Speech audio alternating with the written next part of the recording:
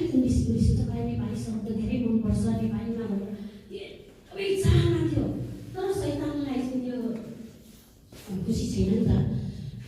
यति साह्रो प्रार्थना गर्ने व्यक्ति, यति साह्रो प्रभुमा हिँड्ने व्यक्ति, यति सङ्गति गर्ने व्यक्तिको जीवनमा यस्तो घटना हुन्छ भनेर कहिल्यै मैले सोचेको थिएन है, कहिले पनि सोचेको थिएन।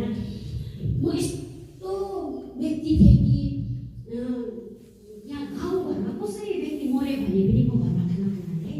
यस्तो मन कमजोर मेरो के, कमजोर भन्दैन के भने चाहिँ थाहा छैन। एकदम रुने व्यक्ति, किन त्यो मऱ्यो, किन त्यस्तो भयो भनेर म खाना नखाने, 2-3 दिनसम्म म बोल्न पनि मन नलाग्ने, प्रार्थनामै बस्ने, एकदमै त्यो थियो। आफ्नै परिवारमा त्यस्तो घटना हुँदाखेरि त त्यो त नसोच्ने कुरा है, नसोच्ने कुरा।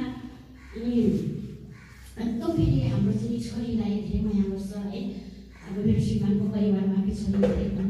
अनि मलाई चाहिँ मैले के भन्थेँ भने प्रेग्नेन्ट हुँदै प्रभु मलाई छोरी नै दिनुहोस्, मलाई छोरी मनपर्छ भन्ने। अनि त्यस्तो गर्दाखेरि पहिलो चाहिँ छोरी नै भयो, छोरी नै भयो। अनि हुर्किँदै गयो। मेरो छोरी चाहिँ अलग टाइपको थियो अरे, ऊ चाहिँ बेसी मान्छेसँग घुल्मी नगर्ने, बच्चाहरूसँग खेल्ने, अनि एकदमै सिम्पल जस्तो थियो नि त्यस्तै सिम्पल थियो, लगाउने थियो, मेकअप गर्ने, त्यस्तो थिएन मेरो छोरी।